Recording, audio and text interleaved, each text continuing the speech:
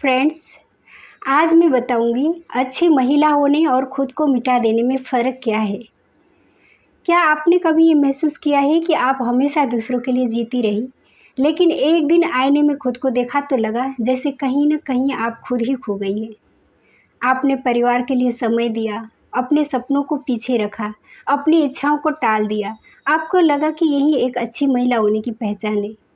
लेकिन आज मैं आपसे एक बात कहना चाहती हूँ। अच्छी महिला होना और स्वयं को मिटा देना, ये दोनों एक जैसी बातें नहीं है। हमारे समाज में बचपन से ही लड़कियों को सिखाया जाता है, सबका सम्मान करो, सबका ध्यान रखो, त्याग करो, सहन करो, परिवार को जोड़कर रखो।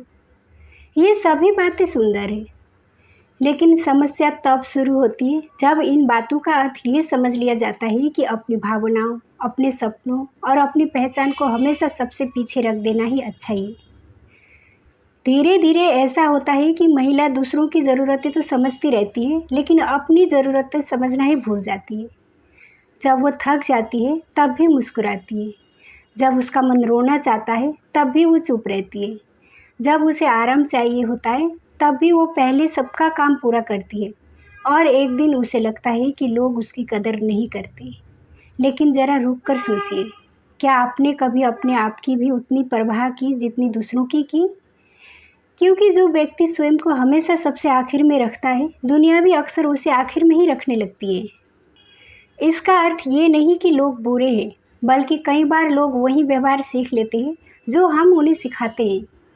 यदि आप हमेशा बिना कुछ कहे सब कुछ करती रहेंगी तो धीरे धीरे लोग उसे आपका प्रेम नहीं, आपकी जिम्मेदारी मानने लगेंगी।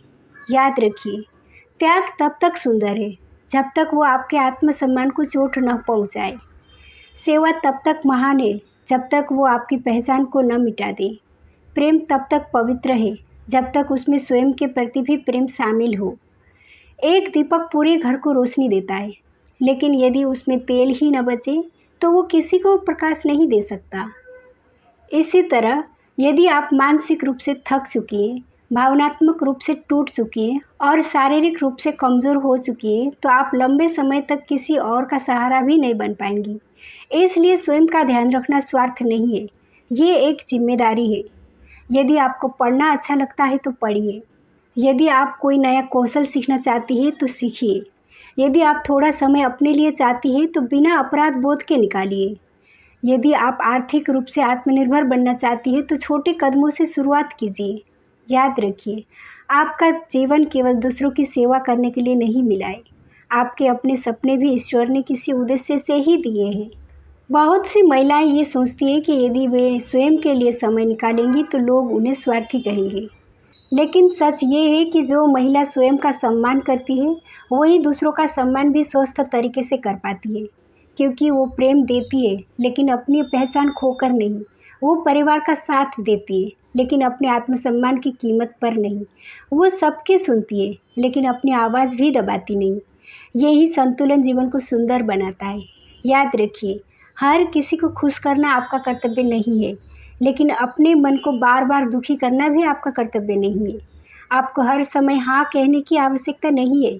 कभी कभी सम्मानपूर्वक नहीं कहना भी आत्मसम्मान का हिस्सा होता है। जो लोग आपसे सच्चा प्रेम करते हैं, वे आपकी सीमाओं का भी सम्मान करेंगे। और जो केवल आपके त्याग के आदी हैं, उन्हें शुरुआत में ये बदलाव अजीब लग सकता है, लेकिन इसका अर्थ ये नहीं कि आप गलत हैं। परिवर्तन हमेशा पहले असुविधाजनक लगता है, फिर वही नया सामान्य बन जाता है। आज से एक छोटा सा निर्णय लीजिए। मैं अपने परिवार से प्रेम करूंगी, लेकिन स्वयं को नहीं भूलूंगी।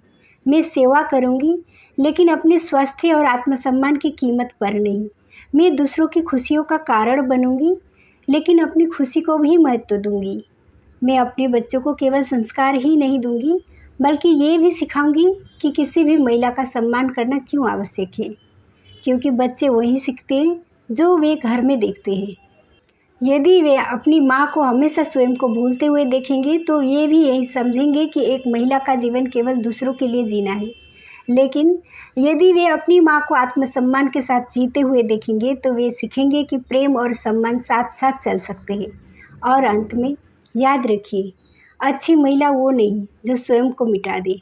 अच्छी महिला वो है जो प्रेम भी करे, सेवा भी करे, परिवार भी संभालें, लेकिन अपने आत्मसम्मान, अपने सपनों और अपनी पहचान को कभी न खोएं।